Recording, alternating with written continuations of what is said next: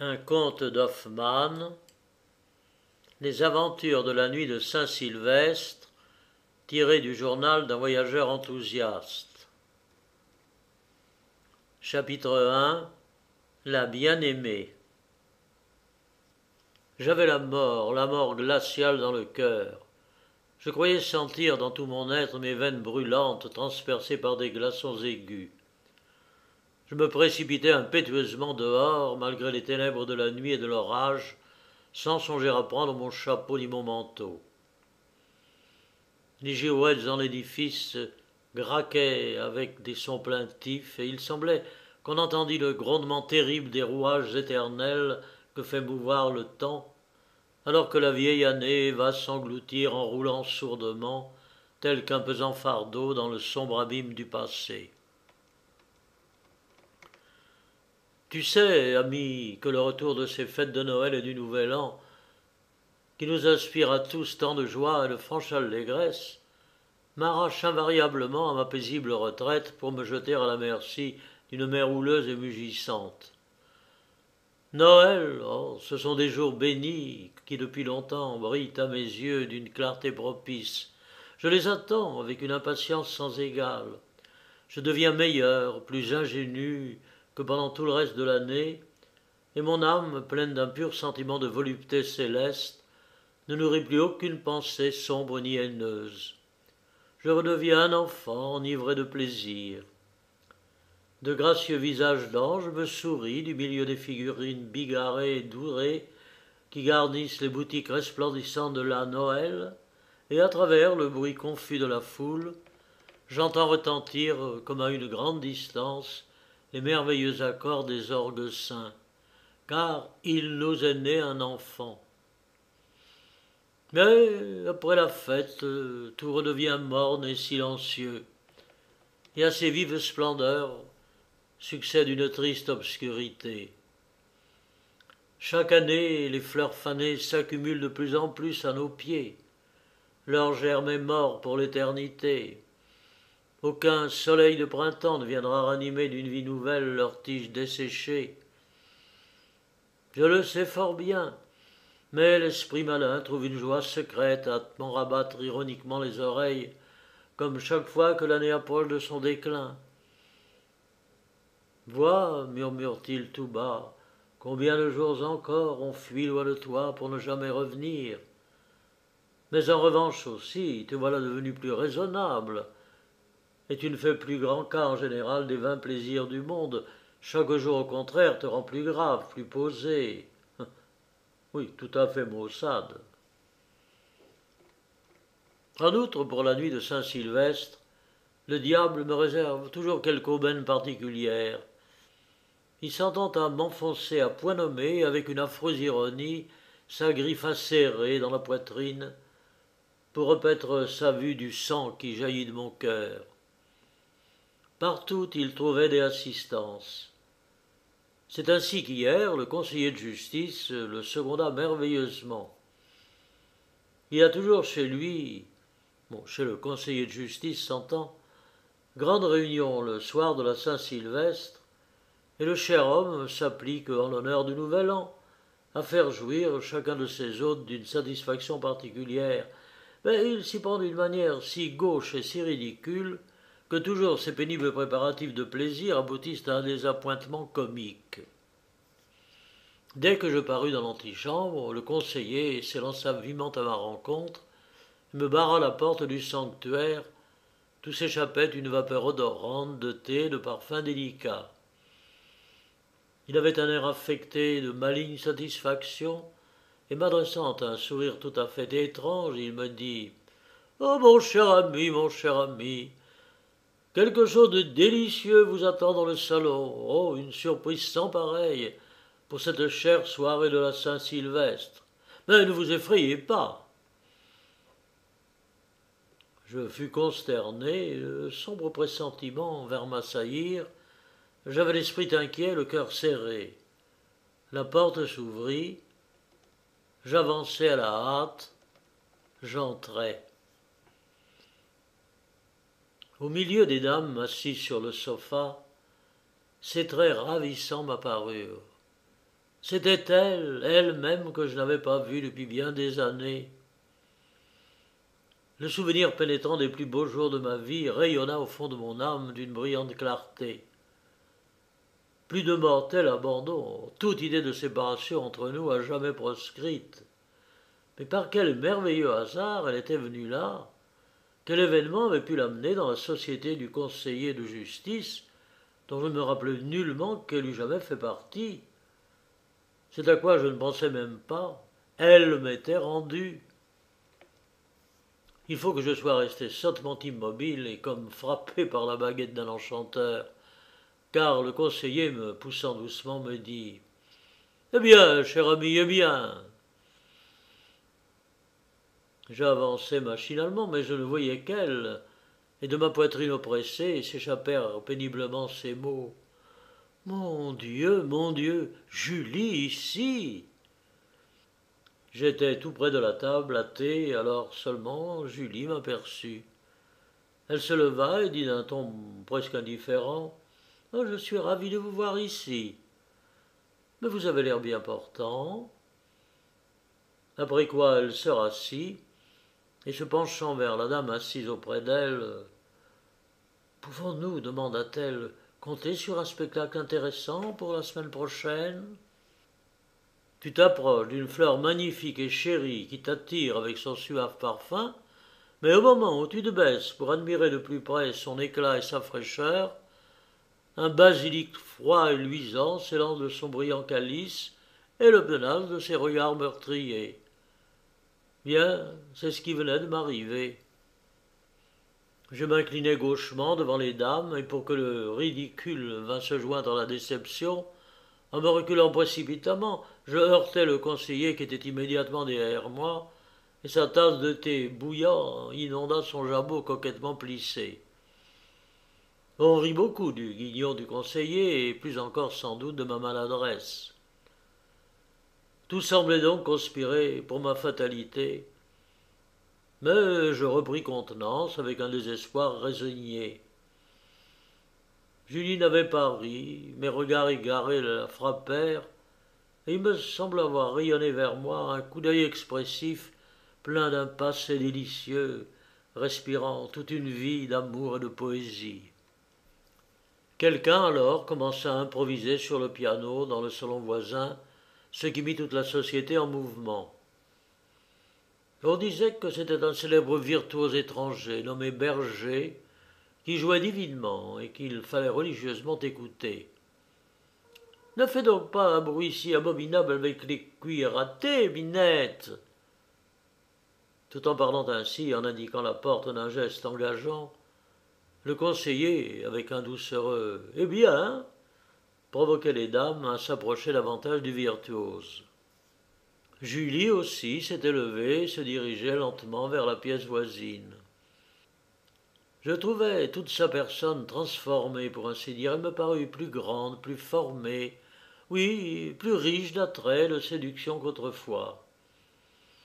La coupe particulière de sa robe blanche, flottant autour de sa taille en plis abondants, et laissant à demi découvert son dos, sa gorge et ses épaules, avec des manches amples et bouffantes, fendues à la hauteur du cou, ses cheveux symétriquement séparés sur son front et par derrière nattés en tresses nombreuses bizarrement entrelacées, tout cela lui donnait un certain caractère antique.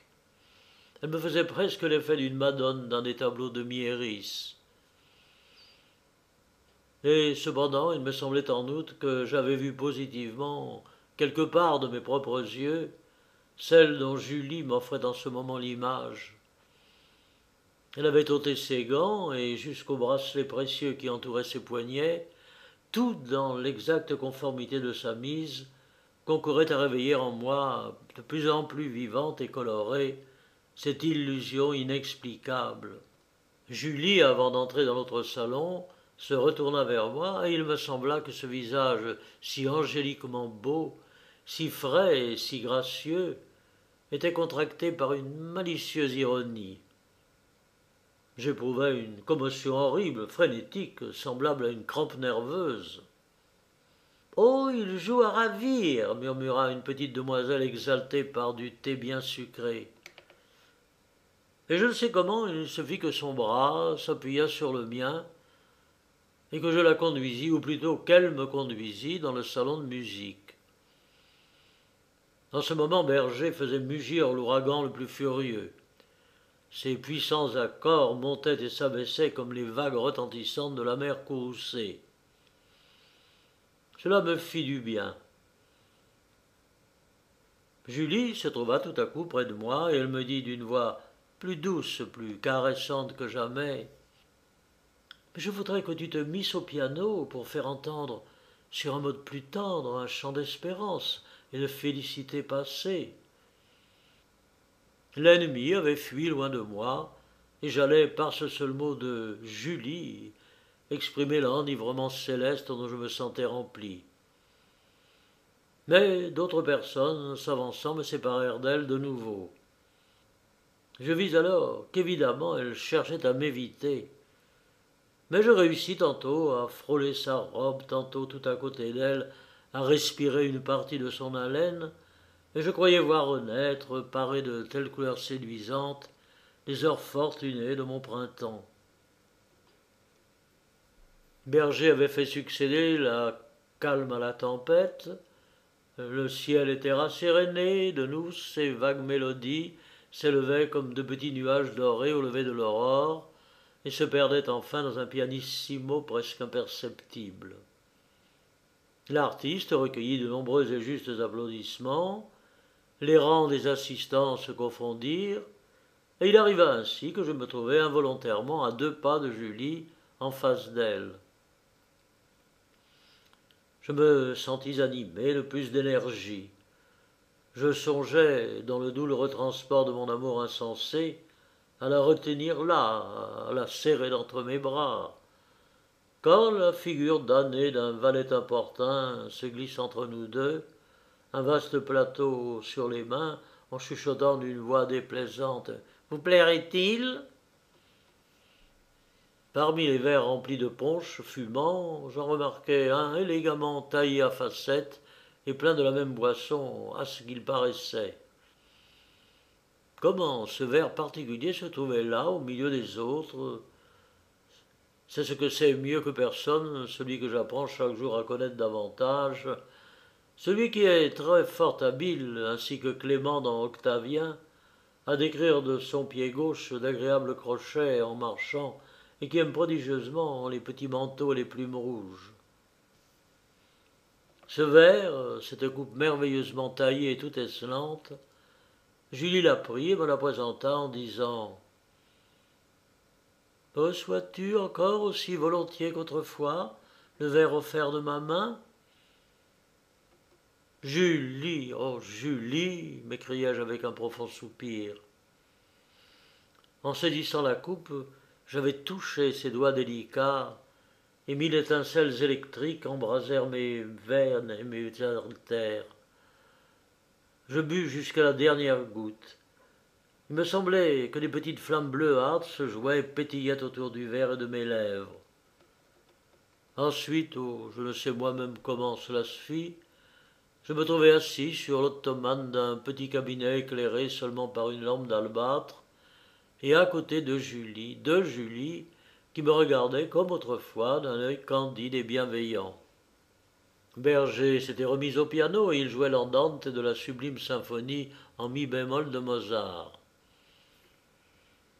Ravi par ces accents magiques, comme sur l'aile du cygne inspiré, mon âme vit renaître et resplendir d'un nouvel éclat tout le bonheur et l'amour des plus beaux instants de ma vie printanière.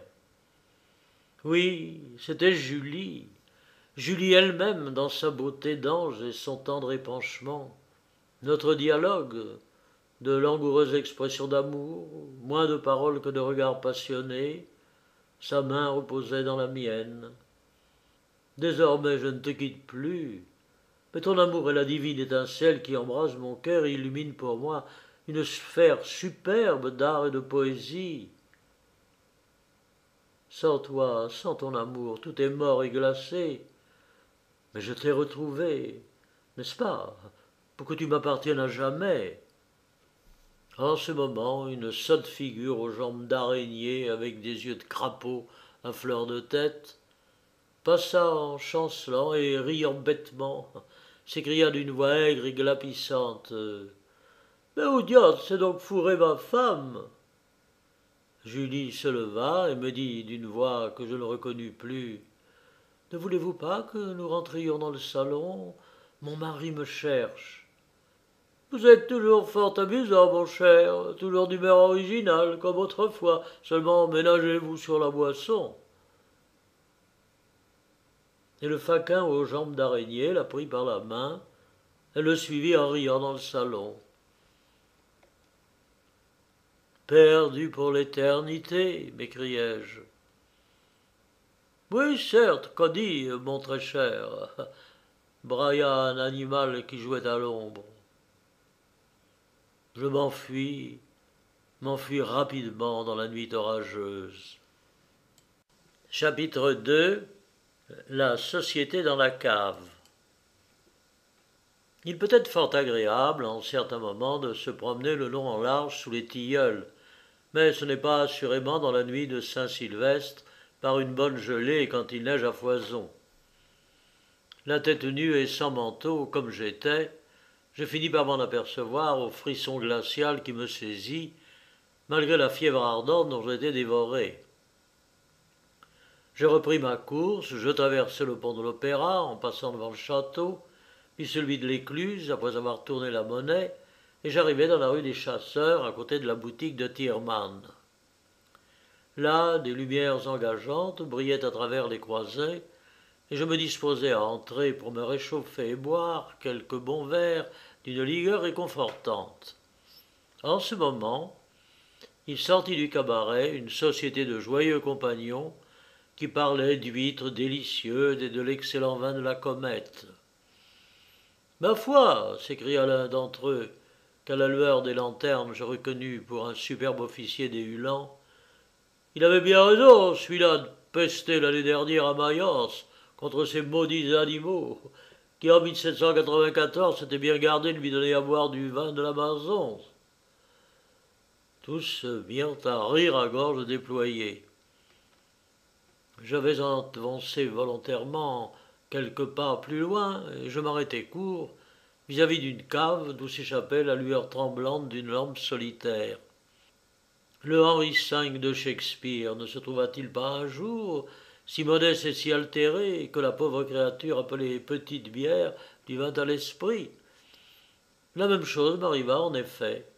Ma langue était avide de plonger dans l'écume d'un flocon de bonne bière anglaise. J'entrai immédiatement dans la salle basse. « Que désire monsieur ?» me dit l'hôte en venant à moi d'un air accord et portant la main à son bonnet.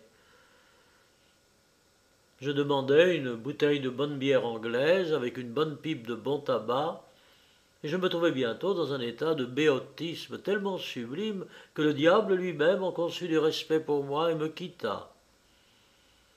Ô conseiller de justice, si tu m'avais vu au sortir de ton salon si resplendissant, venant m'attabler dans ce sombre caveau et préférant cette humble bière à ton noble thé, de quel air hautain et méprisant ne te serais-tu pas détourné de moi en murmurant sans doute « Il n'est pas étonnant qu'un pareil homme abîme les plus élégants jabots ».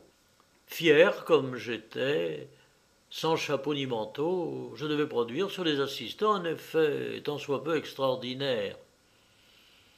Une question voltigeait déjà sur les lèvres de l'hôte lorsqu'on frappa en dehors au carreau et une voix s'écria d'en haut. « Ouvrez, ouvrez, c'est moi !»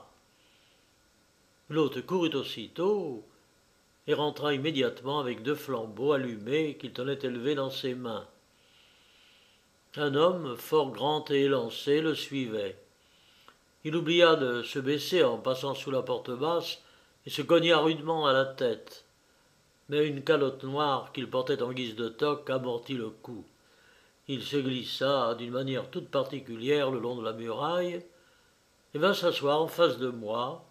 L'hôte en même temps posait les 2 lumières sur la table. On pouvait presque dire de cet homme qu'il avait une physionomie aussi morose que distinguée.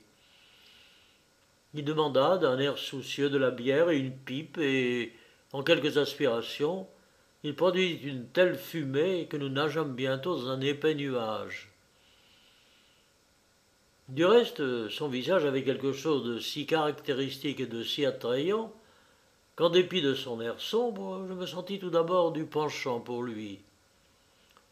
Ses cheveux noirs et abondants étaient séparés sur son front et retombaient de deux côtés en nombreuses petites boucles, ce qui le faisait ressembler au portrait de Rubens. Lorsqu'il eut déposé son grand collet, je vis qu'il était vêtu d'une courte cape noire garnie de quantités de brandebourgs. Mais ce qui me surprit étrangement, ce fut de voir, ce dont je m'aperçus quand il secoua sa pipe qu'il avait achevé de fumer en moins de 5 minutes, qu'il avait mis par-dessus ses bottes d'élégantes pantoufles. Notre conversation était peu active. L'étranger paraissait très occupé de toutes sortes de plantes rares qu'il avait retirées d'un étui et qu'il considérait avec satisfaction. Je lui exprimai mon admiration pour ces jolies plantes, et comme elles paraissaient avoir été récemment cueillies, je lui demandai s'il avait été par hasard au jardin botanique ou bien chez Boucher. Il sourit d'une façon assez étrange et répondit « La botanique ne paraît pas être votre fort, autrement une question aussi… » Il hésitait. « Aussi sotte, murmurai-je à voix basse. « Oui, ne serait pas sorti de votre bouche, ajouta-t-il naïvement. Vous auriez, poursuivit-il, reconnu du premier coup d'œil des plantes alpines, et celles-là d'entre elles encore qui croissent sur le Chimborazo. » Ces derniers mots, l'étranger les prononça à voix basse et à part lui. Mais tu peux t'imaginer quel singulier effet ils produisirent sur moi. 20 questions expirèrent sur mes lèvres, et il me vint à l'esprit un soupçon de plus en plus décidé que j'avais déjà, sinon vu cet étranger, du moins plus d'une fois rêvé à lui. On frappa de nouveau au carreau. L'hôte ouvrit la porte et une voix s'écria « Ayez la bonté de couvrir votre miroir !»« Ah ah !» dit l'hôte, en jetant aussitôt un voile sur la glace. « Le général Souvarov arrive un peu tard. »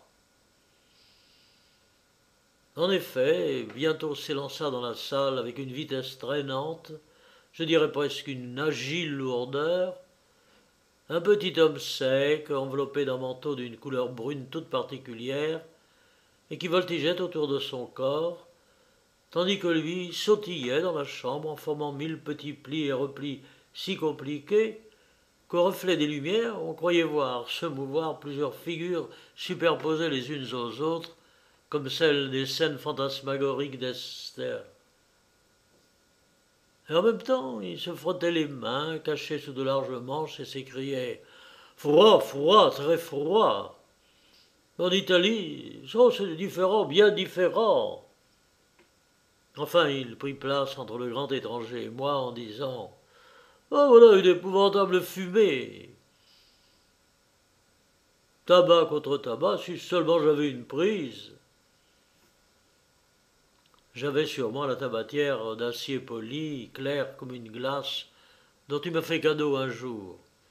Je la tirai aussitôt de ma poche pour offrir du tabac à mon voisin. Mais à peine l'eut-il aperçue qu'il la couvrit de ses deux mains et s'écria en la repoussant « Arrière, arrière, cet abominable miroir !»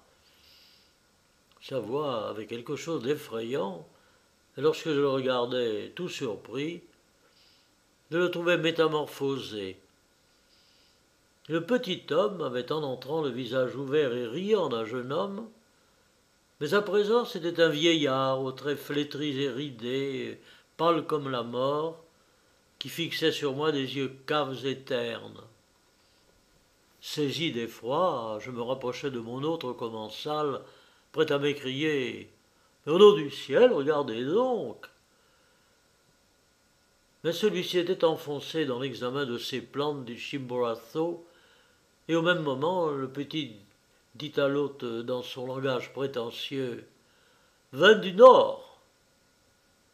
Peu à peu, le dialogue devint plus animé. Le petit m'était à la vérité très suspect, mais le grand savait, à propos de choses en apparence insignifiantes, racontait des faits intéressants et curieux. Et quoiqu'il parût lutter contre la difficulté de s'exprimer, et qu'il se servit même quelquefois de mots impropres, cela donnait précisément à ses discours une originalité comique, de sorte qu'il atténuait, en éveillant de plus en plus ma sympathie, l'impression désagréable que le petit faisait sur moi. Celui-ci semblait mu intérieurement par 1000 ressorts, car il s'agitait en tous sens sur sa chaise et ne cessait de gesticuler avec ses mains. Je remarquai distinctement qu'il me regardait, tantôt avec un visage, tantôt avec un autre, et je sentis à cette vue une sueur froide couler de mes cheveux sur mon dos.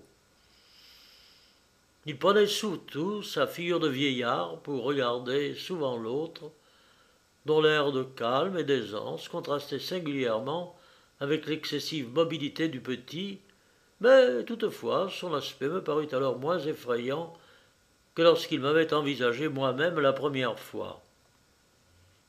Dans cette mascarade de la vie humaine, l'esprit pénètre souvent d'un regard subtil à travers le masque du visage et reconnaît les esprits dont la nature est conforme à la sienne. Et c'est ainsi que nous trois, êtres à part et rapprochés par le hasard dans ce sombre caveau, nous reconnûmes sans doute une affinité réciproque. L'entretien prit donc cette tournure humoristique à laquelle provoquent les déceptions et les tortures mortelles de l'âme. Cela porte aussi son épine, dit le grand. Eh, grand Dieu, m'écriai-je, épine ou crochet, combien le diable n'en a-t-il pas semé partout à notre préjudice, sur les parois des murailles, sur les berceaux, dans les haies de rosiers, de sorte que nous laissons toujours quelques lambeaux de notre cher individu, accrochés au passage. On dirait, mes dignes maîtres, que chacun de nous a été déjà dépouillé de la sorte. Pour moi, je regrette surtout cette nuit l'absence de mon chapeau et de mon manteau. Tous deux sont restés, comme vous le savez, pendus à un clou dans l'antichambre du conseiller de justice. Mes deux compagnons tressaillirent visiblement comme frappés d'une secousse imprévue. Le petit me lança un regard horrible avec sa figure décrépite, puis il sauta brusquement sur une chaise et tira plus avant le rideau qui couvrait la glace, tandis que le grand mouchait les chandelles avec un soin tout particulier. La conversation se renoua péniblement. On vint à parler d'un jeune peintre de mérite nommé Philippe et de son portrait d'une certaine princesse, remarquable par un sentiment profond de l'art et de l'infini, fruit d'une ardente inspiration et d'un amoureux enthousiasme. Ressemblance surprenante, dit le grand. Il n'y manque que la parole. En vérité, ce n'est pas un portrait, mais une image, un reflet. Au point, dis-je, qu'on pourrait le croire dérobé au miroir même. À ces mots, le petit bondit en l'air avec fureur, et fixant sur moi le regard enflammé de son vieux visage, il s'écria « Mais ceci est stupide, quelle absurdité! Qui peut dérober une image réfléchie par une glace? Qui cela? Peut-être le diable, imagines-tu? Oh, l'ami, celui-là, il brise la glace de sa griffe brutale, et l'on verrait saigner aussi les mains blanches et délicates de cette image de femme blessée. Alors, cela est stupide. Oui, l'habile homme, allez, fais-moi voir et toucher un reflet dérobé à un miroir, et je fais devant toi le saut périlleux de 1000 toises d'élévation. Le grand se leva, s'approcha du petit et lui dit « Ne faites pas tant l'arrogant, camarade, autrement on vous fera enjamber plaisamment l'escalier. Parbleu, il doit y avoir un air bien pitoyable, votre reflet à vous. » « Ah ah ah ah !» fit le petit en glapissant avec un rire sardonique. « Ah ah ah ah ! Tu crois? Tu crois? J'ai ma belle ombre au moins. Entends-tu, pauvre garçon? Moi, j'ai ma belle ombre. » Et en disant cela, il s'enfuit. Nous l'entendîmes encore ricaner dehors et répéter ironiquement « J'ai du bois mon ombre !»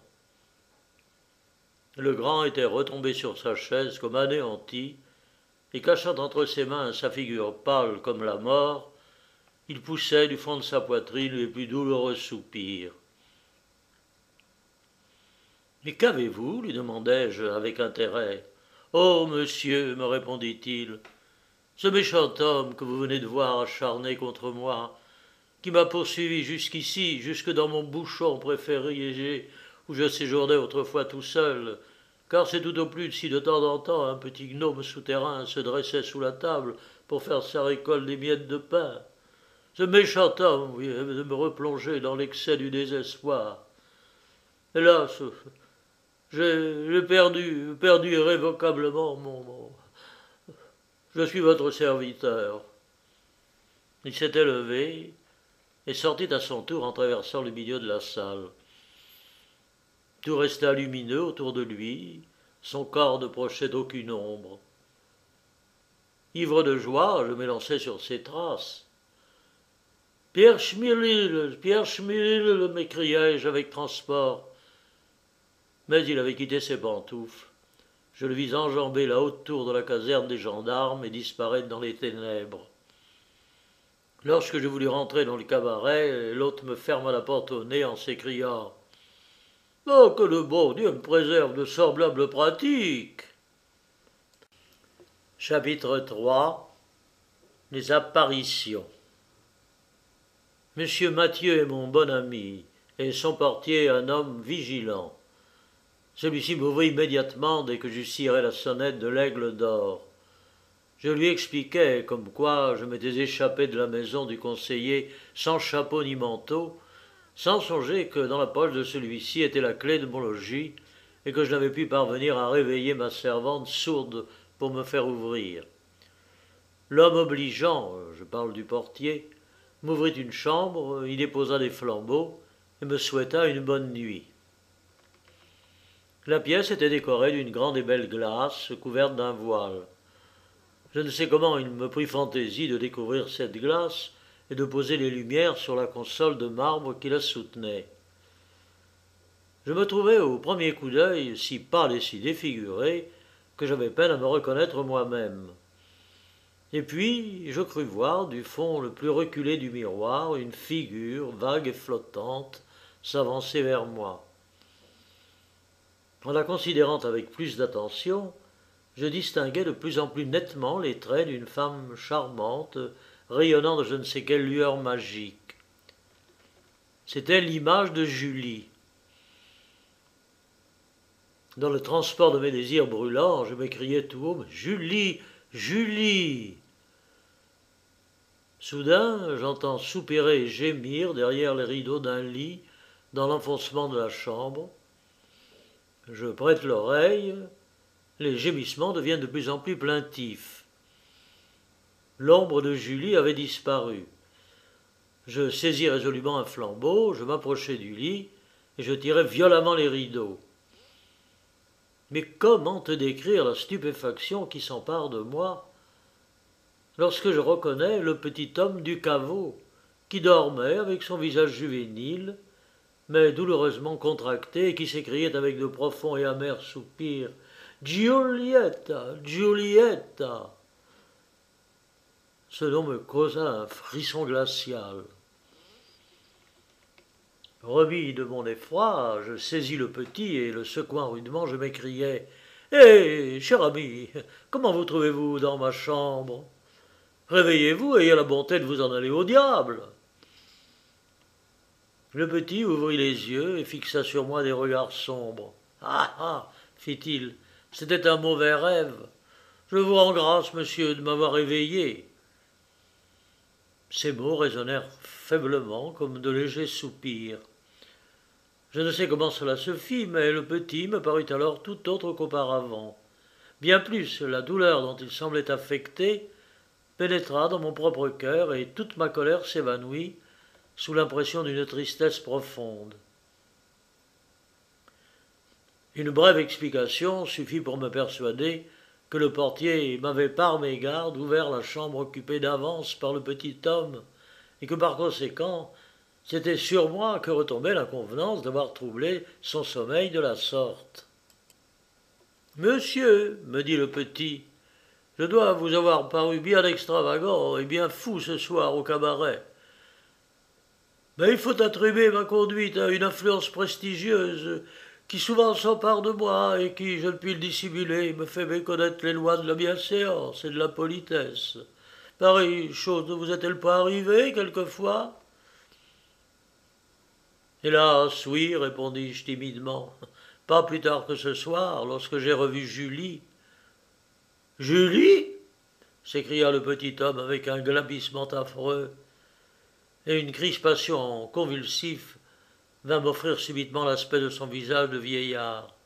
Oh, laissez-moi dormir, reprit-il. Ayez donc la bonté de couvrir la glace, mon cher monsieur. Il prononça ces derniers mots d'une voix très basse, le visage contre son oreiller. Monsieur, lui dis-je, ce nom d'une femme que j'aimais et que j'ai à jamais perdue, paraît vous causer une impression singulière. En outre, les traits agréables de votre visage subissent fréquemment, il me semble, d'étranges variations. Quoi qu'il en soit, j'espère pouvoir passer auprès de vous une nuit tranquille. Je vais donc tout de suite recouvrir la glace et me mettre au lit. Le petit se mit sur son séant, me considéra de son visage de jeune homme avec des regards pleins de douceur et de bienveillance, puis il me tendit la main et prenant doucement la mienne, il me dit « Dormez tranquille, monsieur, je m'aperçois que nous sommes compagnons d'infortune. Seriez-vous aussi Julie, Giulietta, enfin, quoi qu'il en puisse être, vous exercez sur moi une séduction irrésistible. Je ne puis faire autrement, il faut que je vous découvre l'affreux secret de ma vie. Puis après, haïssez-moi, méprisez-moi. » Le jeune homme, à ces mots, se leva lentement, s'enveloppa dans une ample robe de chambre, et se dirigea en silence, tel qu'un vrai fantôme, vers la glace devant laquelle il s'arrêta. Ah! Le miroir réfléchissait purement les deux lumières, tous les objets de l'appartement et ma propre personne, mais l'image du petit homme en était absente. Nul rayon ne renvoyait un seul trait de son visage, qui touchait presque la glace.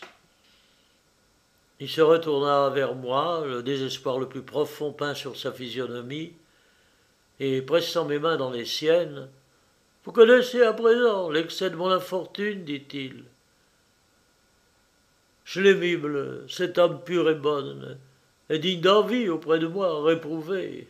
Il a vendu étourdiment son nom, mais moi je lui ai donné mon reflet, à elle. Oh, oh, oh !» Et en gémissant ainsi amèrement, et les mains croisées sur ses yeux, le petit regagna son lit en chancelant et s'y jeta avec empressement. Je restais stupéfait. Le soupçon, l'horreur, le mépris, l'intérêt, la pitié, et je ne sais moi-même tout ce qui s'est mu dans mon âme pour et contre lui. Cependant, il commença bientôt à ronfler d'une manière si mélodieuse et si musicale que je ne pus résister à la contagion narcotique de ses accents. Je couvris promptement le miroir, j'éteignis les lumières, je me jetai à l'instar de mon compagnon sur le lit, et je tombais bientôt dans un profond sommeil. La nuit devait toucher à sa fin lorsque je fus réveillé par le rayonnement d'une lueur éblouissante. J'ouvris tout à fait les yeux, et je vis le petit assis devant la table dans sa robe de chambre blanche, la tête enveloppée dans son bonnet de nuit, et me tournant le dos, qui écrivait assidûment à la clarté des deux flambeaux allumés. Il avait un air prodigieusement fantastique, et j'éprouvais un inconcevable vertige. Je tombais subitement sous l'empire des songes, et je me retrouvais chez le conseiller de justice, assis sur l'ottomane auprès de Julie. Mais bientôt, toute la société s'offrit à moi, sous l'aspect d'un étalage de la Noël, chez Fuchs, Veille de Schnorr ou quelque autre, et le conseiller me parut être une gentille poupée de sucre candi, avec un jabot de papier Joseph. Peu à peu, les arbres et les buissons de roses grandirent à vue d'œil. Julie se leva et me tendit une coupe de cristal, d'où s'échappaient en voltigeant de petites flammes bleues. En ce moment, je me sentis tiré par le bras. Je me retournai et vis derrière moi le petit avec sa vieille figure qui me dit à voix basse « Ne bois pas, ne bois pas.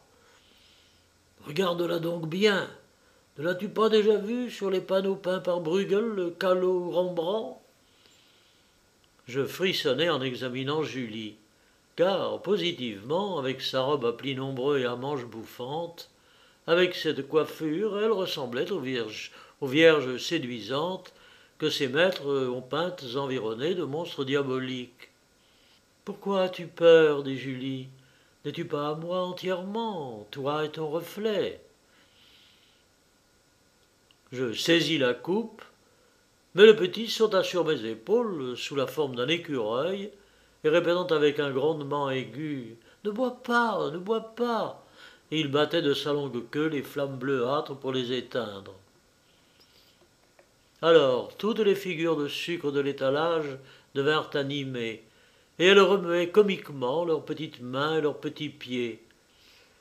Le conseiller Candie s'avança de mon côté en piétinant et s'écria d'une voix excessivement perçante « Pourquoi tout ce fracas, mon cher ami? Pourquoi tout ce fracas? Mais posez-vous donc un peu sur les pieds, car je remarque depuis une heure que vous cheminez dans l'air par-dessus les chaises et les tables. » Le petit avait disparu, Julie n'avait plus la coupe dans sa main. « Mais pourquoi donc ne voulais-tu pas boire » dit-elle. « La flamme pure et brillante qui jaillissait de la coupe vers toi, n'est-ce pas celle du baiser que tu obtins un jour de moi ?» Je voulus la presser contre mon sein, mais Schmelville s'interposa entre nous en disant « Ceci est Mina, qui a épousé Rascaille. » Il avait marché sur quelques-unes des figures de sucre qui poussèrent des gémissements lamentables. Mais bientôt leur nombre augmenta par centaines, par milliers, et toutes se mirent à frétiller autour de moi et à grimper sur mon corps, qui fut bientôt couvert de leurs nuées bigarrées et bourdonnant sourdement comme un essaim d'abeilles. Le conseiller de sucre Candie s'était hissé jusqu'à ma cravate qu'il serrait de plus en plus fort. « Maudit conseiller Candie !» m'écriai-je à haute voix. Et je m'éveillai. Il était grand jour, 11 heures du matin. Je pensais que l'histoire du petit homme pouvait bien n'être aussi qu'un rêve, moins fantasque, lorsque le garçon d'hôtel, qui entrait avec le déjeuner, me dit que l'étranger, qui avait passé la nuit dans la même chambre que moi, était parti de grand matin et me présenta ses civilités. Sur la table à laquelle j'avais vu travaillant pendant la nuit le fantastique petit homme, je trouvai quelques feuillets récemment écrits, et je t'en communique le scout contenu, qui est indubitablement l'histoire merveilleuse de ce singulier personnage. Chapitre 4 L'histoire du reflet perdu. L'heure était enfin arrivée où Erasme Spiker pouvait accomplir le souhait le plus ardent qu'eût nourri son cœur depuis qu'il était au monde. Ce fut ivre de joie et la bourse bien garnie, qu'il monta en voiture pour quitter le Nord, sa patrie, et se rendre dans la chaude et belle Italie. Sa tendre et sensible moitié, noyée dans un torrent de larmes, souleva une dernière fois le petit Rarasme à la portière, après lui avoir essuyé proprement le nez et les lèvres, pour que son père lui donnât des baisers d'adieu, et dit ensuite elle-même en sanglotant « Adieu, mon cher Erasme Spiker. Je veillerai soigneusement sur la maison. Pense bien souvent à moi. Reste-moi fidèle et ne perds pas ton joli bonnet de voyage en penchant la tête hors de la voiture, comme c'est ton habitude en dormant. » Spiker promit cela. Dans la douce Florence, Erasme trouva plusieurs compatriotes qui, pleins de l'ardeur de la jeunesse et avides des plaisirs de la vie, se livraient à toutes les jouissances faciles et multipliées qu'offre ce pays magnifique. Il fraya avec eux comme un brave et solide compagnon, et l'on organisa 1000 délicieuses parties auxquelles l'humeur joyeuse de Spiker et son talent tout particulier d'allier une certaine raison aux folies les plus désespérées donnaient un attrait tout particulier. Il arriva donc que nos jeunes gens, Érasme âgé de 27 ans seulement pouvait bien prétendre à ce titre, célébraient une fois pendant la nuit dans un jardin magnifique et sous un bosquet parfumé et tout resplendissant, un festin des plus joyeux. Chacun, Érasme seul excepté, avait amené avec soi une charmante donna. Les hommes étaient vêtus de l'ancien costume allemand si distingué, les femmes portaient des robes aux couleurs vives et tranchées, taillées la plupart d'une manière capricieuse et fantastique, ce qui les faisait, pour ainsi dire, ressembler à autant de fleurs éclatantes et douées de la vie. Quand l'une d'elles avait terminé, aux doux accords de la mandoline, quelques romances d'amour italiennes, les convives entonnaient, au joyeux cliquetis des verres remplis de vin de Syracuse, une énergique chanson aux refrains allemands. Oh, l'Italie est réellement le pays favori de l'amour. La brise de nuit murmurait de langoureux soupirs dans le feuillage embaumé par les douces émanations des jasmins et des orangers. Il semblait que de voluptueux accents voltigeassent dans l'air, mêlés aux plaisanteries malicieuses et délicates qu'inspirait à ces femmes charmantes le folâtre enjouement dont les sexes en Italie possèdent exclusivement le secret. La joie devenait de plus en plus bruyante et exaltée. Frédéric, le plus bouillant de la troupe, se leva. D'un bras, il avait entouré la taille de sa dame, et de l'autre, élevant en l'air son verre rempli de vin pétillant, il s'écria « Où peut-on trouver le bonheur et les plaisirs du ciel ailleurs qu'auprès de vous, ravissantes, divides femmes italiennes? Oui, vous êtes l'amour lui-même. » « Mais toi, Érasme, poursuivit-il en se tournant vers Spiker, tu n'avais vraiment pas l'air d'en être convaincu, car, outre que tu n'as pas amené à cette fête aucune dame, contrairement à nos conventions et à tous les usages reçus, tu es encore aujourd'hui tellement triste et préoccupé que si tu n'avais du moins vaillamment bu et chanté, je croirais que tu as été subitement atteint d'une noire et fastidieuse hypocondrie. » Je t'avouerai, Frédéric, répartit Érasme, que je ne saurais partager des divertissements de ce genre. Tu sais bien que j'ai laissé derrière moi une bonne et tendre ménagère, que j'aime aussi du plus profond de mon âme, et envers qui je commettrais évidemment une trahison en choisissant une dame à votre exemple, même pour une seule nuit. Pour vous autres garçons, c'est autre chose, mais moi, en qualité de père de famille... Les jeunes gens éclatèrent de rire en voyant Érasme, à ce mot de père de famille, s'efforcer d'imprimer à sa physionomie enjouée et juvénile un air de gravité sénatoriale. La dame de Frédéric se fit traduire en italien ce qu'Érasme venait de dire en allemand. Puis elle se tourna vers lui et, d'un air sérieux, lui dit en le menaçant de son doigt levé « Oh, prends garde, froid allemand, prends bien garde, tu n'as pas encore vu Giulietta !» En cet instant, un léger frôlement se fit entendre à l'entrée du bosquet, et l'on vit paraître, à la splendeur des bougies, une femme d'une merveilleuse beauté. Sa robe blanche, qui ne couvrait qu'à demi son dos, sa gorge et ses épaules, garnies de manches bouffantes fendues jusqu'au coude, formaient autour d'elle 1000 plis étoffés, et ses cheveux abondants, séparés sur son front, étaient nattés et relevés par derrière. Une chaîne d'or au cou, de riches bracelets complétaient la parure antique de la jeune beauté, qui ressemblait à une vierge de Rubens ou du gracieux Miéris. « Giulietta !» s'écrièrent les jeunes filles avec l'accent de la surprise. Giulietta, dont la beauté angélique les éclipsait toutes, dit d'une voix douce et pénétrante. « Me laisseriez-vous prendre place à votre joyeuse fête, jeunes et braves Allemands?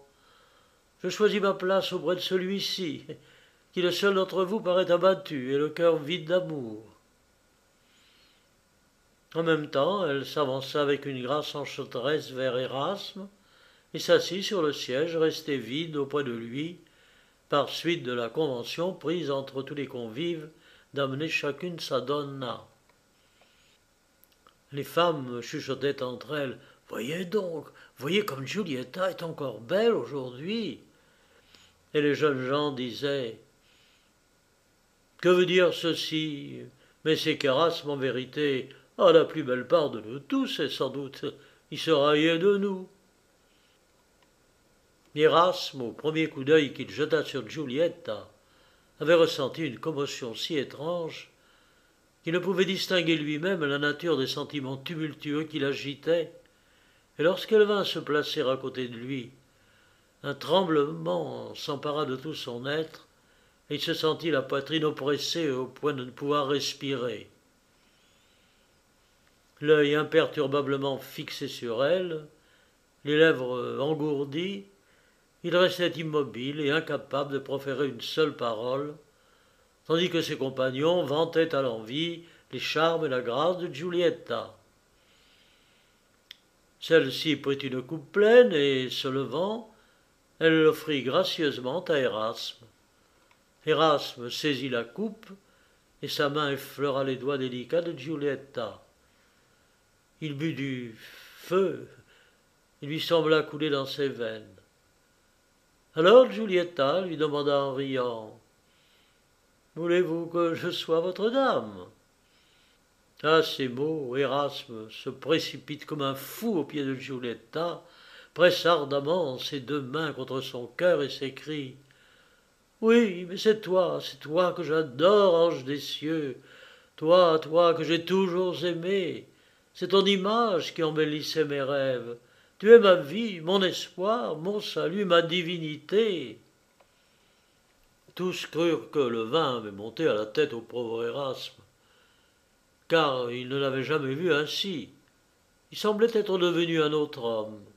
« Oui, toi, tu es mon âme, tu me consumes intérieurement d'une ardeur dévorante. Laisse-moi périr, m'anéantir en toi seul, je ne veux être que toi. » Ainsi divaguait Erasme. Il aurait continué si Giulietta ne l'eût relevé doucement par le bras. Rappelé à lui-même, il se rassit auprès d'elle, et bientôt recommencèrent les joyeux badinages de galanterie et les chansons amoureuses qu'avaient interrompu la scène entre Erasme et Giulietta. Quand Giulietta chantait, et les divins accents qui paraissaient sortir du creux le plus profond de sa poitrine faisaient éprouver à tout le monde comme un ravissement inconnu, mais en quelque sorte déjà vaguement pressenti. Sa voix vibrante et merveilleusement sonore était pleine d'une ardeur mystérieuse qui maîtrisait irrésistiblement tous les cœurs. Chaque cavalier tenait plus étroitement sa dame enlacée dans ses bras, et l'action magnétique des regards devenait de plus en plus énergique. Déjà une lueur pourprée annonçait l'aurore. Alors Giulietta conseilla de finir la fête, ce qui fut approuvé. Erasme s'apprêtait à accompagner Giulietta, mais elle refusa, et lui indiqua dans quelle maison il pourrait la rencontrer à l'avenir. Tandis que les jeunes gens entonnaient chacun à la ronde un couplet d'une chanson allemande pour clore le festin, Giulietta avait disparu du bosquet. On l'aperçut à quelque distance traverser une allée couverte, précédée de deux valets qui l'éclairaient avec des torches. Erasme n'osa pas suivre ses traces, et chacun des deux jeunes gens offrit alors le bras à sa dame, et tous s'éloignèrent avec les bruyants transports d'une joie délirante. À la fin, Erasme, maîtrisant son trouble et le cœur en proie à tous les tourments de l'amour, partit de son côté. Son petit valet le précédait, muni d'une torche. Il arriva ainsi jusqu'à la rue écartée qui conduisait à sa demeure. Le crépuscule avait fait place à l'aurore, et le valet éteignit sa torche contre les dalles du pavé. Mais du milieu des étincelles surgit tout à coup une figure étrange qui se posa devant Erasme.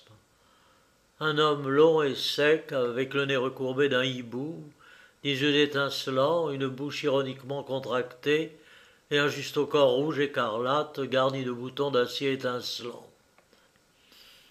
Il s'écria en riant d'une voix glapissante « Oh, oh, Vous êtes apparemment échappé de quelques vieux livres d'estampes avec ce mantelet, ce pourpoint tailladé et votre toque à plumes.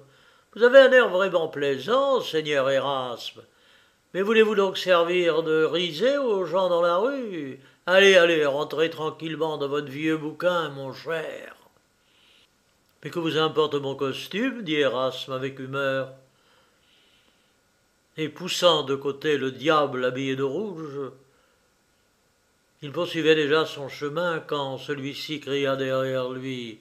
Alors, soyez pas si pressé, c'est pas à cette heure que vous pouvez vous rendre chez Julietta. Erasme fit volte-face. Que parlez-vous de Julietta s'écria-t-il d'une voix farouche. Et il saisit en même temps le drôle rouge à la poitrine. Mais celui-ci tourna sur lui-même avec la rapidité de l'éclair, et avant qu'Erasme m'en fût aperçu, il avait disparu. Erasme resta tout étourdi, et ayant dans sa main le bouton d'acier qu'il avait arraché au drôle habillé de rouge.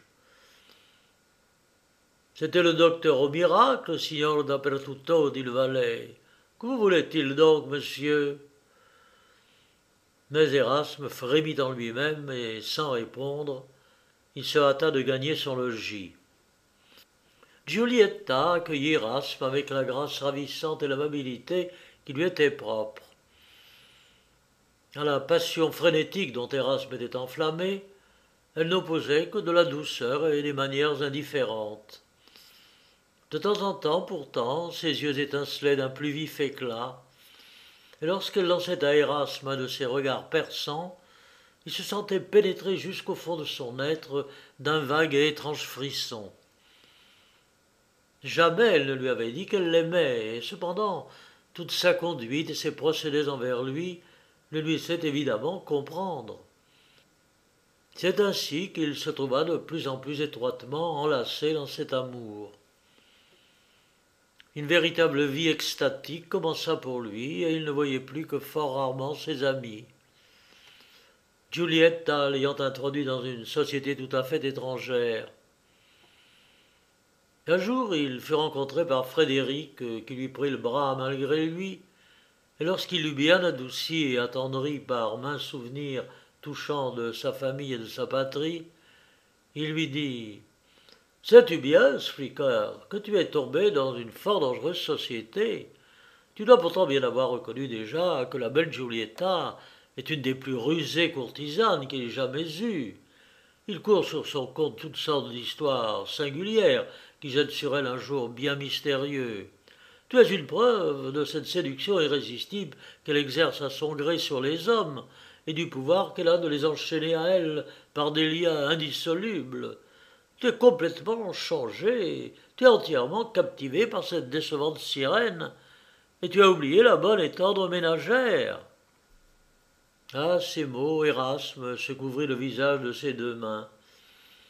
Il pleura amèrement et prononça plusieurs fois le nom de sa femme. Frédéric s'aperçut bien qu'il se livrait à lui-même un douloureux combat.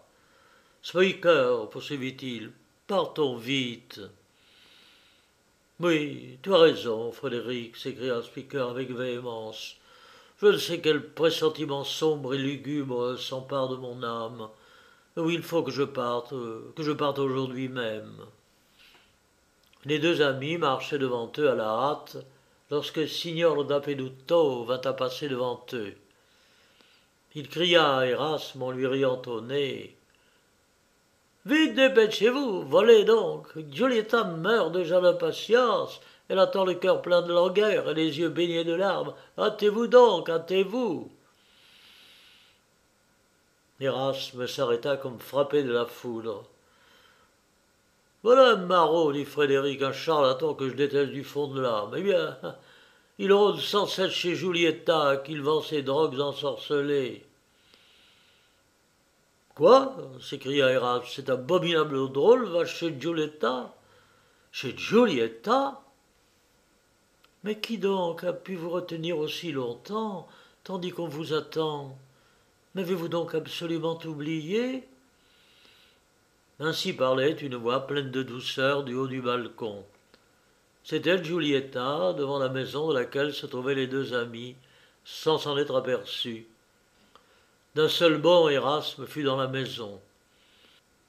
Oh, notre ami est décidément perdu, perdu sans ressources, dit Frédéric à voix basse, et il s'éloigna. Jamais Giulietta n'avait été plus adorable. Elle portait le même costume que le jour du festin nocturne. Elle était éblouissante de fraîcheur, de grâce et d'attrait. Erasme oublia tout ce qu'il avait promis à Frédéric, et plus que jamais il se laissa enivrer par l'enchantement irrésistible d'un bonheur suprême. Mais c'est qu'aussi jamais Giulietta ne lui avait témoigné avec autant d'abandon l'amour passionné qu'elle ressentait pour lui. Elle semblait en effet ne faire attention qu'à lui seul, n'exister, ne respirer que pour lui. Une fête devait être célébrée à une villa que Giulietta avait louée pour l'été. L'on s'y rendit. Dans la compagnie se trouvait un jeune Italien fort laid, de figure et plus ignoble encore de manières, qui obsédait Giulietta de ses galanteries. Erasme s'abandonna à la jalousie et, plein de dépit, il s'éloigna de la société pour se promener solitaire dans une allée latérale du parc. Giulietta se mit à sa recherche. « Mais qu'as-tu » lui dit-elle. « N'es-tu donc pas tout entière à moi ?» En même temps, elle l'entoura de ses bras voluptueux et déposa un baiser sur ses lèvres. Un torrent de feu parcourut toutes ses veines. Dans un transport d'amour frénétique, il pressa sa bien-aimée sur son cœur et s'écria « Non, non, non, je ne te quitte pas. Tu sais être englouti dans un abîme de honte et de désolation. » Il vit à ces mots Giulietta sourire étrangement, et il surprit dans ses yeux ce regard singulier qui lui avait toujours causé une terreur secrète. Tous deux vinrent rejoindre la compagnie. Ce fut alors au jeune Italien qu'échut le rôle de rival sacrifié.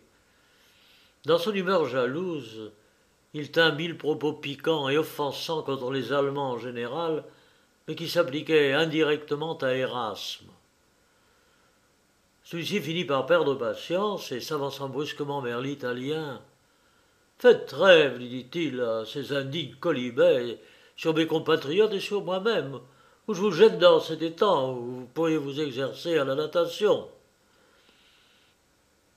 À l'instant, un stylet étincela dans les mains de l'Italien. Alors Speaker le saisit à la gorge, avec fureur, le terrassa et lui asséna sur la nuque un coup de poing si violent que l'Italien exhala presque aussitôt en râlant son dernier soupir.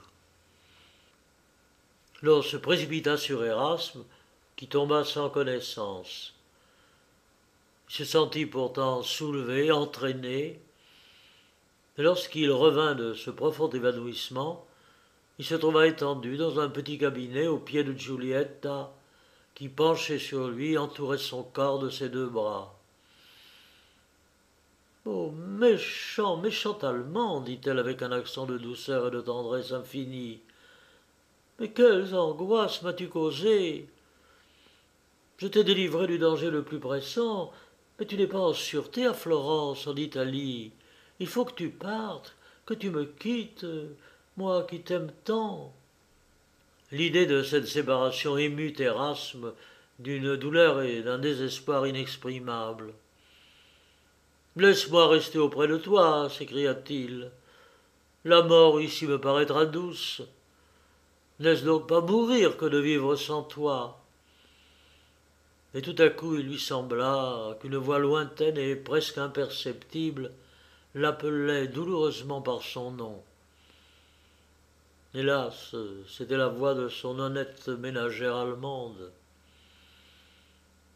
Erasme demeurait interdit. Giulietta lui dit d'un ton tout à fait extraordinaire. « Ah, tu penses sans doute à ta femme. Ah, Erasme, tu ne m'oublieras que trop tôt. » « Moi, s'écria Erasme, que ne puis-je t'appartenir exclusivement, jamais, pour l'éternité. » Il se trouvait précisément en face d'un large et beau miroir éclairé par des bougies des deux côtés qui décoraient le mur de ce cabinet. Giulietta pressa Erasme contre son cœur avec une ardeur plus passionnée et murmura doucement: « Laisse-moi du moins ton reflet, ô mon bien-aimé. Je le garderai précieusement et ne me quittera jamais. » « Giulietta, mais que veux-tu donc dire ?» s'écria Erasme stupéfait. « Mon reflet ?» Il leva en même temps les yeux vers le miroir, qui reflétait son image unie à celle de Giulietta dans une amoureuse étreinte. « Mais comment pourrais-tu garder mon reflet ?» poursuivit-il, « qui est inhérent à ma personne, qui m'accompagne partout et m'apparaît constamment dans tout ton calme et pur, sur toutes les surfaces polies. » « Ainsi, dit Giulietta, même cette apparence, même ce rêve de ton moi qui repose là dans ce miroir, tu refuses de me l'accorder, toi qui tout à l'heure encore parlais de m'appartenir tout entier, corps et âme? Pas même cette image fugitive pour me consoler et me suivre au moins dans cette triste vie, dénuée pour moi, désormais loin de toi de tout plaisir et de toute espérance? Des larmes brûlantes jaillirent à flots des beaux yeux noirs de Giulietta. Alors Erasme, dans le paroxysme d'un désespoir d'amour délirant, s'écria: « Mais faut-il donc que je te quitte? S'il faut que je parle, que mon reflet reste en ta possession, à jamais, pour l'éternité, qu'aucune puissance, le diable lui-même, ne puisse te l'arracher, jusqu'à ce que ma personne elle-même t'appartienne tout entière et sans partage. » À peine eut-il prononcé cette imprécation que Giulietta couvrit ses lèvres de baisers âcres et brûlants. Puis elle se retourna et tendit avec ivresse les bras vers le miroir. Erasme vit son image avancer indépendante des mouvements de son corps. Il la vit glisser entre les bras de Giulietta et disparaître avec elle au milieu d'une vapeur singulière. Toutes sortes de vilaines voix chevrottaient et ricanaient avec une diabolique ironie. Succombant aux angoisses d'une terreur mortelle, Erasme tomba évanoui à terre. Mais l'excès de son horreur même l'arracha à cet étourdissement, et dans une obscurité dense et profonde, il retrouva la porte et descendit l'escalier en chancelant. À 2 pas de la maison, il fut saisi, soulevé à l'improviste et placé dans une voiture qui partit aussitôt rapidement. « Il y a un peu de perturbation là-haut, à ce qu'il paraît, » dit en allemand l'homme qui avait pris place auprès de lui. « Cependant, à présent, tout ira bien, pourvu que vous vouliez vous abandonner entièrement à moi. Giuliettina a pris toutes les mesures convenables. Elle vous a recommandé à mes soins. Il faut avouer que vous êtes un bien charmant jeune homme et doué des dispositions les plus heureuses pour ce genre de fine plaisanterie que nous aimons par-dessus tout, moi et la petite Giulietta. Savez-vous que l'amoroso a reçu sur la nuque un fameux coup de pied allemand? Comme sa langue pendait en dehors aussi bleue qu'une cerise mûre, oh, et de quel air drôle il geignait et clignait de l'œil, sans pouvoir se décider à sauter le pas. » La voix de cet homme avait un accent de moquerie si désagréable, un bredouillement si horrible, que chacune de ses paroles entrait comme un coup de poignard dans le cœur d'Erasme. « Qui que vous soyez, dit celui-ci, taisez-vous, cessez de rappeler cet événement épouvantable dont j'éprouve assez de repentir. »« De repentir, répliqua cet homme. « Alors, vous vous repentez donc aussi d'avoir connu Giulietta et conquis son amour précieux. » « Ah, Giulietta, Giulietta, soupira Erasme. « Eh bien oui, poursuivit l'autre. Voilà comme vous êtes enfant, vos désirs, votre passion sont sans bornes et vous voudriez que tout marchât comme sur des roulettes. Il est fâcheux pour vous, effectivement, de vous voir contrainte d'abandonner Giulietta, mais Pourtant, si vous vouliez demeurer, je saurais bien trouver les moyens de vous soustraire au poignard de tous vos ennemis, ainsi qu'aux recherches de cette bonne et digne justice. » Erasme se sentit transporté d'aise à l'idée de pouvoir rester près de Giulietta. « Mais comment y parviendrez-vous » demanda-t-il à son compagnon. « Je connais, » répondit celui-ci, « un moyen cabalistique pour frapper d'aveuglement vos persécuteurs, de telle sorte que vous leur apparaissiez toujours avec un visage différent et qu'ils ne puissent jamais reconnaître. Dès qu'il fera jour, vous serez assez beau pour regarder très longtemps et fort attentivement dans un miroir. J'exécuterai ensuite certaines opérations avec votre reflet sans endommager le moins du monde, et je vous réponds de tout. Vous pourrez alors vivre avec Giulietta sans courir le moindre risque et tout entier aux délices de votre amour. »« Horreur, quelle horreur !» s'écria Erasme. « Mais où donc voyez-vous de l'horreur, mon cher monsieur ?» reprit l'étranger d'un ton railleur. « Oh, fit Erasme en gémissant, j'ai... »« Laissez votre reflet en route, » interrompit l'autre aussitôt. « Chez Giulietta, peut-être ?»« Ha, ha, ha, ha, ha !»« Bravo, mon cher, bravissimo !» Ou bien, à présent, vous pouvez courir à travers les bois, les champs, les cités, les villages, jusqu'à ce que vous retrouviez votre femme et le petit Erasme, et vous soyez redevenu un respectable père de famille, malgré la privation de votre reflet, ce qui du reste ne causera pas à votre femme un grand souci, puisqu'elle vous possédera corporellement, tandis qu'il ne reste à Giulietta qu'une décevante illusion de vous-même. « Tais-toi, homme abominable » s'écria Erasme. En ce moment, une bande joyeuse, chantant et portant des torches qui éclairèrent l'intérieur de la voiture, vint à passer. Erasme regarda les traits de son compagnon et il reconnut l'affreux docteur Dappertutto.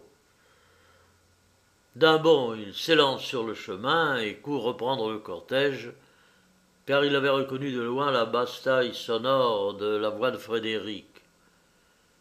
Celui-ci revenait avec ses amis d'une partie de campagne. Erasme raconta brièvement à Frédéric tout ce qui lui était arrivé, sauf la circonstance de son reflet perdu. Frédéric prit aussitôt les devants avec lui pour entrer dans la ville et avisa si promptement aux préparatifs de son départ qu'au lever de l'aurore, Erasme, monté sur un excellent cheval, était déjà à une grande distance de Florence. Speaker a relaté par écrit les principales aventures de son voyage. La plus remarquable consiste dans l'événement qui lui fit sentir pour la première fois, d'une manière bien pénible, les conséquences de la perte de son reflet. Il venait de s'arrêter dans une grande ville parce que son cheval fatigué avait besoin de repos, et il s'assit sans défiance à la table d'hôte de l'auberge, entouré d'une nombreuse compagnie. Il n'avait pas pris garde qu'en face de lui se trouvait une grande glace bien polie et bien nette. Un damné de garçon, placé derrière sa chaise, vint s'apercevoir que cette chaise figurait vide dans la glace, où l'on ne discernait aucun trait de l'individu qui l'occupait réellement. Il fit part de sa remarque au voisin d'Erasme, celui-ci la transmit à une autre personne, et bientôt tous les regards se portèrent sur Erasme, puis sur la glace, et un chuchotement mêlé de murmures fit le tour de toute l'assemblée. Erasme ne s'était pas encore aperçu qu'il était l'objet de cette rumeur générale, quand un homme grave et âgé, se tenant de table, vint à lui, l'amena devant le miroir, et après y avoir regardé, se retourna vers la compagnie en disant à haute et intelligible voix « Rien n'est plus vrai, il n'a pas de reflet. Il n'a pas de reflet. Il n'a pas de reflet, mais c'est un mauvais sujet. Un homo néfaste, à la porte, à la porte !» Tel fut le hurrah confus qui s'éleva de tous les coins de la salle. Erasme, plein de rage et couvert de confusion, alla se réfugier dans sa chambre. Mais il y était à peine que des agents de police vinrent lui notifier l'ordre de comparaître avant 1 heure devant l'autorité, muni d'un reflet complet et exactement conforme, ou bien de quitter immédiatement la ville. Il se hâta de partir en effet, et la populace oisive se mit à sa poursuite, et les policiers des rues ne cessaient de crier « Le voilà qui galope, celui qui a vendu son reflet au diable! Le voilà qui galope, le réprouvé !» Enfin, il se trouva seul en pleine campagne. Dès lors, partout où il s'arrêtait, sous le prétexte d'une horreur innée et invincible pour toute espèce d'image reflétée, il faisait voiler soigneusement tous les miroirs, et c'est pour cela qu'on l'appelait par dérision le général Souvarov, qui avait la même habitude. Lorsque Speaker eut atteint sa ville natale et qu'il rentra dans sa demeure, sa bonne femme et le petit Arasme l'accueillirent avec joie. Et bientôt il crut qu'il lui serait facile, dans la douce paix de sa vie domestique, de se consoler de la perte de son reflet. Il avait même entièrement oublié la belle Giulietta. Un soir qu'il jouait avec son fils, celui-ci lui appliqua sur la figure ses petites mains, qui se trouvaient salies par la suite du poil.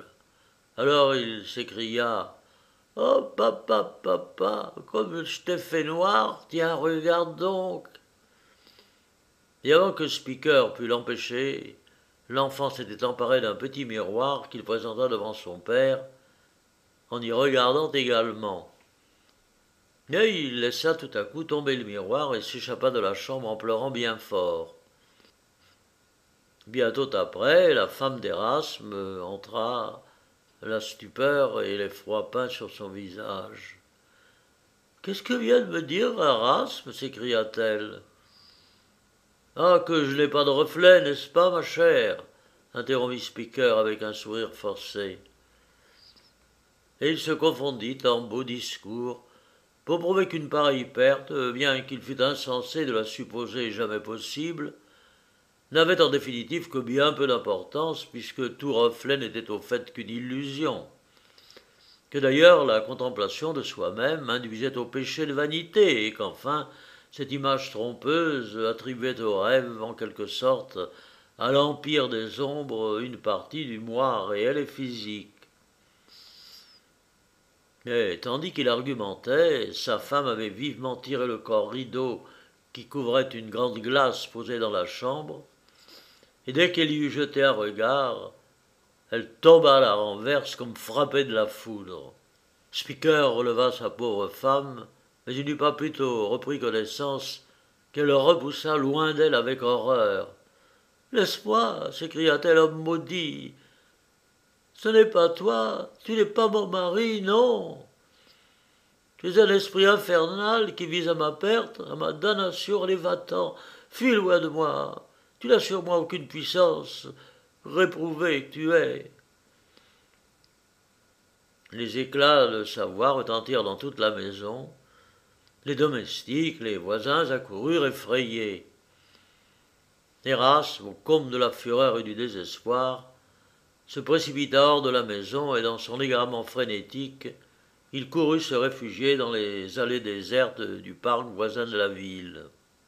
L'image de Giulietta lui apparut alors dans toute la magie de sa beauté, et il s'écria à haute voix « Mais c'est ainsi que tu te venges, Giulietta, de ce que je t'ai abandonné, de ce qu'au lieu de ma personne je ne t'ai donné que mon reflet.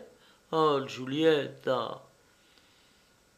Mais je veux être à toi maintenant, sans réserve. Elle m'a repoussé, elle à qui je te sacrifiais.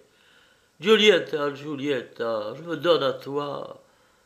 Oui, je t'appartiendrai d'esprit, de corps et d'âme. » « Rien ne vous sera plus facile, mon très digne maître, » s'écria Signor Dappertutto, qui se trouva subitement devant Speaker, avec son juste au corps écarlate aux boutons d'acier étincelants. Ces mots résonnèrent à l'oreille du malheureux Erasme comme une promesse consolatrice. Et sans faire attention à la physionomie repoussante et moqueuse de Dappertutto, sans reculer devant lui, il demanda d'un ton plaintif Comment donc pourrais-je la retrouver, celle que j'ai perdue, hélas, sans retour? Erreur, répliqua Dappertutto. Elle n'est pas fort éloignée d'ici, et les soupirs d'une étrange ardeur, mon digne maître, après la possession de votre chère personne, car un reflet n'est au fait, vous le concevez bien, qu'une vaine illusion. Du reste, dès qu'elle sera sûre de posséder votre précieuse individualité, c'est-à-dire votre corps, votre âme et toute votre existence, elle vous rendra avec empressement et des grâces infinies votre agréable reflet, net et intact. Conduis-moi près d'elle, sur-le-champ, s'écria Erasme. Où est-elle? Oh, reprit Dappertutto, il faut encore une petite formalité avant que vous puissiez revoir Giulietta et vous livrer exclusivement à elle pour obtenir la résolution de votre refrain, la restitution. Songez que la belle ne pourrait pas encore disposer en toute liberté de votre précieuse personne, puisque vous êtes encore engagé dans certains liens qui doivent être préalablement rompus. Votre chère femme et votre jeune enfant, de si belle espérance. Qu'est-ce à dire? S'écria Erasme d'un ton violent. Que la rupture des liens susdits, poursuivit Dappertutto, pourrait s'effectuer sans aucun risque, d'une manière tacite et toute naturelle. Vous devez savoir, depuis votre séjour à Florence, que je suis doué d'une certaine habileté pour préparer tel et tel médicament miraculeux. Eh bien, j'ai ici dans ce flacon un petit remède de famille de cette espèce. 2 ou 3 gouttes de ceci seulement à chacun de ceux qui vous barrent le chemin, à vous et à la tante Giulietta, et vous les voyez tomber sans proférer un mot et sans douloureuse grimace. Il est vrai, oui, qu'on appelle cela mourir, et la mort a son amertume. Mais n'est-ce pas l'agréable goût que celui de la bande amère? Eh bien, voilà précisément celui de la mort que renferme ce petit flacon. Aussitôt après leur paisible extinction, vos aimables proches répandront une agréable odeur d'amande amère. Prenez, mon très cher, prenez. Et il tendit à Erasme une petite fiole. Homme exécrable, s'écria Erasme, tu veux que j'empoisonne ma femme et mon enfant? Qui parle de poison? Interrompit l'homme rouge. Ce n'est qu'un expédient domestique, un ingrédient de goût agréable que contient cette fiole. J'ai bien à ma disposition d'autres moyens pour vous rendre votre indépendance, mais je voudrais vous voir agir vous-même par un procédé purement humain et tout naturel. Que voulez-vous? C'est là ma fantaisie. Prenez avec confiance, mon cher maître. Erasme avait la fiole entre les mains, sans savoir comment cela s'était fait. Il courut machinalement jusque chez lui et monta dans sa chambre. Sa femme avait passé la nuit en proie à 1000 tourments, à 1000 angoisses. Elle soutenait opiniâtrement que ce n'était pas son mari qui était revenu, mais un démon de l'enfer qui avait pris son apparence pour la perdre.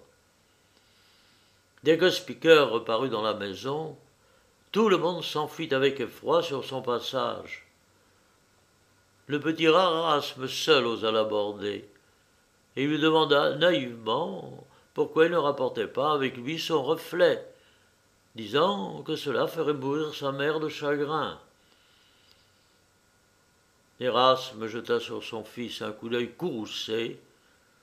Il tenait encore à la main la fiole de Dappertutto. Le petit portait sur son bras sa tourterelle favorite, et celle-ci vint à remarquer la fiole et à becqueter le bouchon. Mais immédiatement sa tête retomba languissante. Elle était morte. Erasme bondit avec horreur. « Traître !» s'écria-t-il. « Oh, tu ne m'entraîneras pas à commettre ce crime abominable !» Il lança aussitôt par la fenêtre la fiole qui se brisa en 1000 morceaux sur le pavé de la cour. Une agréable odeur d'amande se répandit dans l'air et monta dans la chambre. Le petit Erasme s'était sauvé et saisi de frayeur. Speaker passa toute la journée livré à 1000 tortures d'esprit. Quand l'heure de minuit arriva, il vit se représenter à son imagination l'image de Giulietta sous les plus vives et les plus séduisantes couleurs. Une fois qu'ils étaient ensemble, le collier de Giulietta, fait de ces petites graines rouges dont se parlent les italiennes, s'était rompu soudainement. Et en ramassant les graines, il s'était empressé d'en cacher une pour la conserver précieusement comme ayant touché le cou de sa maîtresse adorée. En ce moment, il la tenait à la main et la considérait avec un grand effort d'attention en songeant à sa bien-aimée perdue. Alors il lui sembla que cette graine exhalait le même parfum magique qui l'enivrait autrefois dans le voisinage de Giulietta.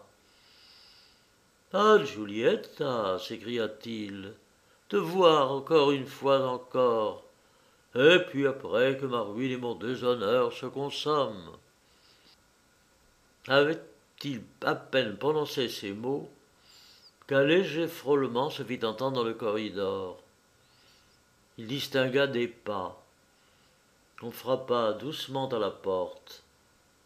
Érasme sentit sa respiration suspendue. Il tressaillait de crainte et d'espérance. Il alla ouvrir. Giulietta entra, éblouissante de grâce et de beauté. Ivre d'amour et de joie, Érasme la pressa tendrement dans ses bras.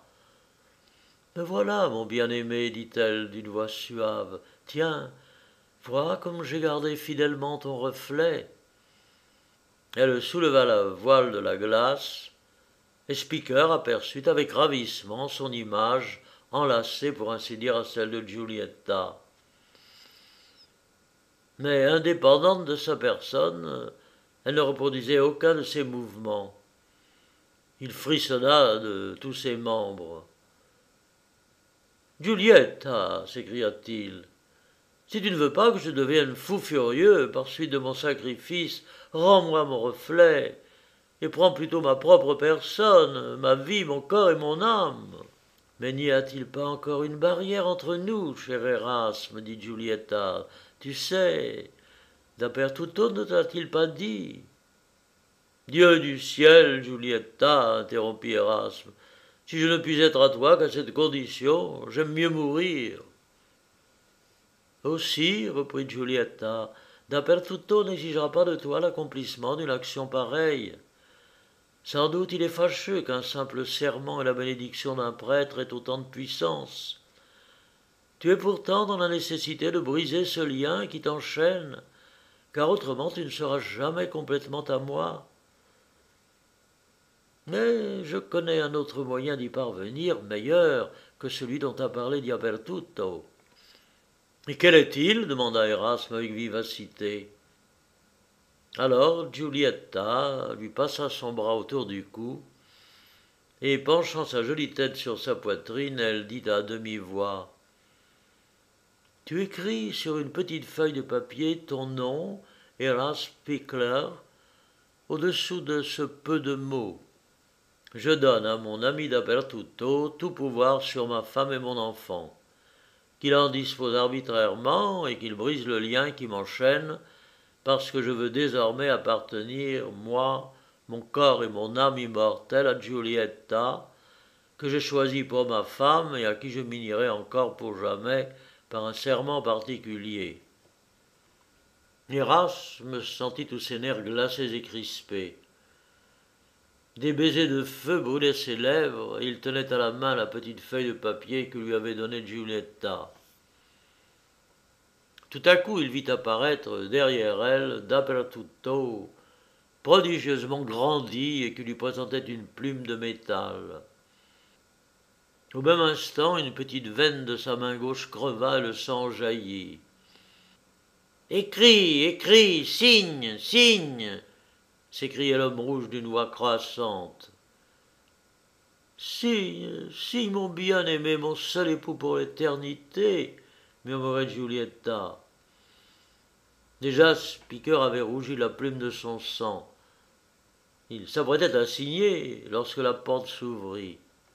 Une figure blanche entra, dirigeant sur Érasme des yeux fixes comme ceux d'un spectre, et qui s'écria d'une voix sourde et douloureuse « Érasme, Érasme, que vas-tu faire? Au nom du Rédempteur, renonce à ce pacte infernal. » Érasme reconnut sa femme dans le fantôme qui lui parlait ainsi, et il jeta loin de lui la plume et le papier. Des yeux de Giulietta jaillirent alors des éclairs rougeâtres. Les traits de son visage étaient horriblement décomposés, son corps ardait comme la flamme. « Arrière, engeance d'enfer, tu n'auras aucun droit sur mon âme, au nom de Jésus, laisse-moi, serpent, le feu d'enfer brûle en toi. » Ainsi s'écria Érasme. Et d'un bras vigoureux, il repoussa Giulietta, qui cherchait encore à retenir enlacée.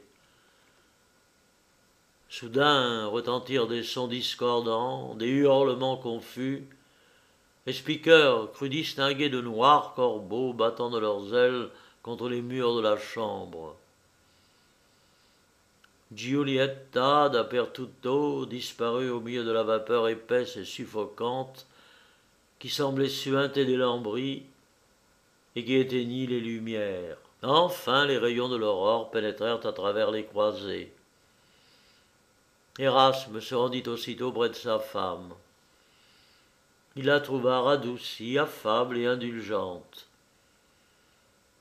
Le petit Rarasme était déjà réveillé, assis sur le lit de sa mère.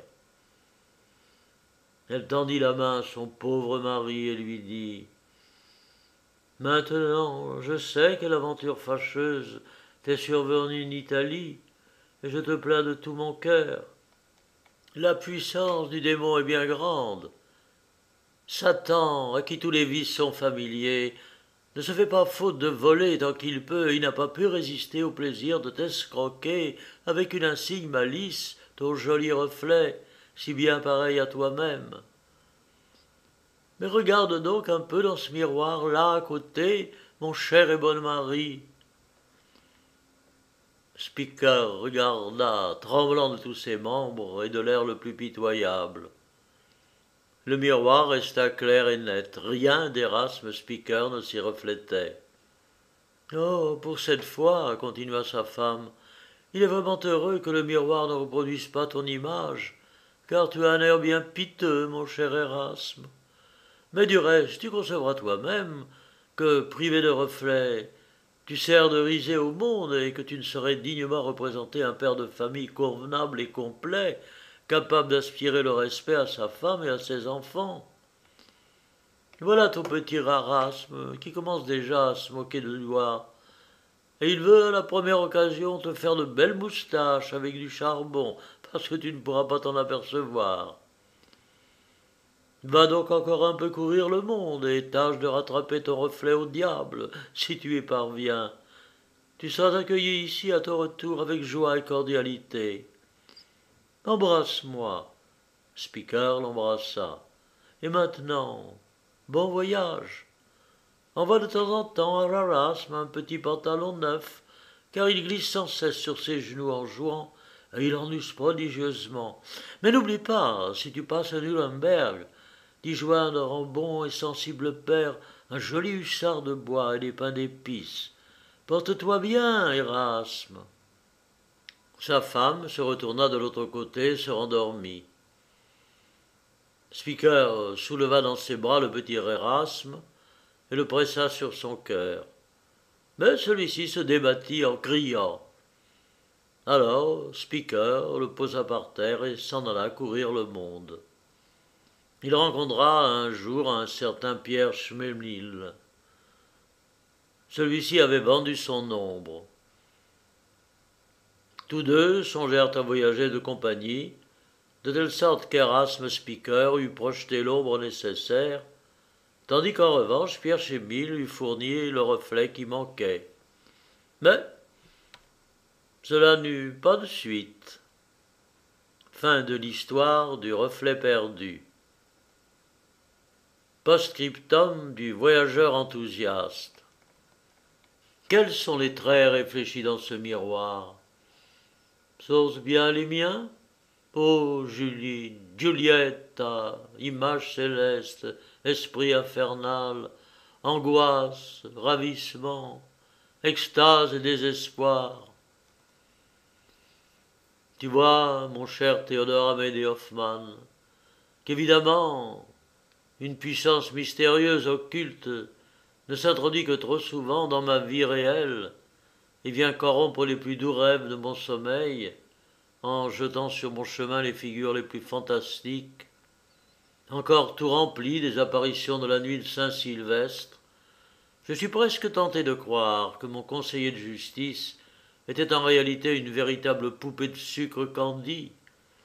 Sa brillante société, un étalage de la Noël ou du jour de l'an, et la charmante Julie, cette séduisante création de Rembrandt ou de Callot, qui déroba frauduleusement au pauvre Erasme Spiker son reflet, si ressemblant et si beau. Daigne me pardonner,